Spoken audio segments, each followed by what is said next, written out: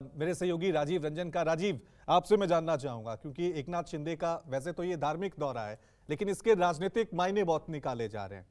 कहा यह जा रहा है कि हिंदुत्व का एक बड़ा चेहरा बनाने की कोशिश की जा रही है एकनाथ शिंदे को। तो आज जब अयोध्या पहुंचेंगे, पूजा पाठ करेंगे, क्या संदेश आएगा महाराष्ट्र की सियासत के लिहाज से हम देख लें और 2024 लोकसभा चुनाव के लिहाज से?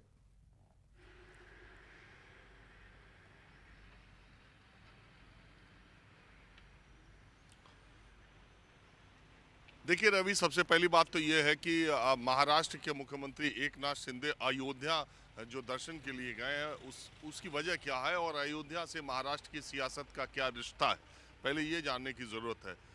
असल में हुआ ये था कि जब बाबरी मस्जिद का विध्वंस हुआ था 6 दिसंबर 1992 को, तो पूरे देश में एक अजीब सी स्थिति पैदा हो गई थी। जो लोग भारतीय जनता पार्टी के थे वो भी, और जो दूसरे विपक्षी दल थे वो भी, जो लोग समर्थन में थे उस घटना के वो भी, जो विरोधी थे उस घटना के वो भी। किसी के समझ में नहीं आ रहा था कि इसका रिएक्शन क्या होना चाहिए। ऐसे समय में देश में एक अकेला शख्स बाला साहब ठाकरे ऐसे थे जिन्होंने सामने आकर के खुद से ये कहा था कि ये जो कारनामा है, ये जो घटना घटी है वो शिव सैनिकों ने की है और मुझे इस पर गर्व है, और गर्व से कहो मैं हिंदू हूँ, गर्व से कहो हम हिंदू हैं।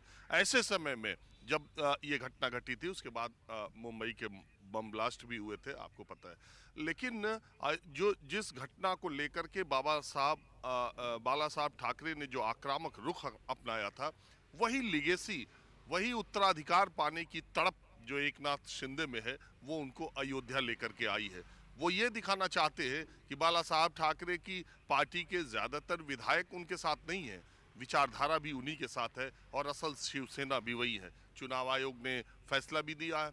और दूसरी बात है कि अब बीएमसी के चुनाव जो लगातार बीजेपी और शिंदे गठबंधन टालता जा रहा है, बीएमसी के चुनाव होने की तारीखें भी है।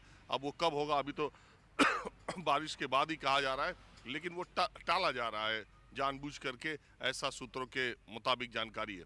दूसरी बात, महाराष्ट्र की राजनीति के सबसे मुख्यमंत्री होने के बावजूद भी महाराष्ट्र की राजनीति के सबसे कमजोर खिलाड़ी हैं एकनाथ शिंदे।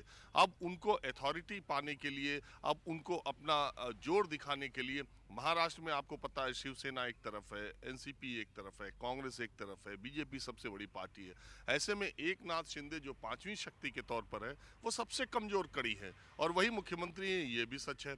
तो वो जो हिंदुत्व का, वो जो बाला साहब ठाकरे के उत्तराधिकार का, वो जो असली शिवसेना होने का, ये सब दावा करने के लिए उनका अयोध्या पूरे जोर शोर से आना बहुत ज़रूरी था। इसके लिए वो यहाँ आए। आपको मालूम है कि इसके पहले राज ठाकरे, आदित्य ठाकरे, इन लोगों के कार्यक्रम भी लगे थे। तो कुल मिलाकर के बात ये है कि जो आने वाले दिन हैं, 23 चल रहा है, इसमें बीएमसी के चुनाव होंगे, 24 में लोकसभा के चुनाव होंगे। लोकसभा का जब गठबंधन होगा तो एकनाथ शिंदे के साथ भारतीय जनता पार्टी गठबंधन करेगी, तो उनके फैक्शन को कितना जो सीटिंग सांसद हैं उनमें कितने सांसदों के लिए सीट छोड़ेगी, या सीटिंग सांसदों के अलावा किसी को टिकट भारतीय जनता पार्टी अपने गठबंधन में नहीं देगी। ये बड़े सवाल हैं जो एकनाथ शिंदे को आगे आने वाले दिनों में चुनौतियों की तरफ पेश आएंगे।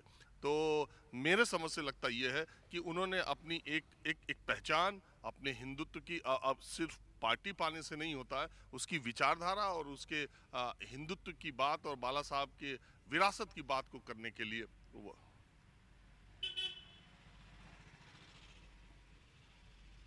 ठीक है राजीव, लौटेंगे आपके पास। नमस्कार, मैं हूं मानक गुप्ता। अगर आपको हमारा ये वीडियो पसंद आया हो तो इसे लाइक और शेयर जरूर करें, और हां, हमें सब्सक्राइब और फॉलो करना ना भूलें, ताकि आप देश और दुनिया की कोई खबर मिस ना करें। तो जुड़े रहिए हमारे साथ और देखते रहिए न्यूज़ 24।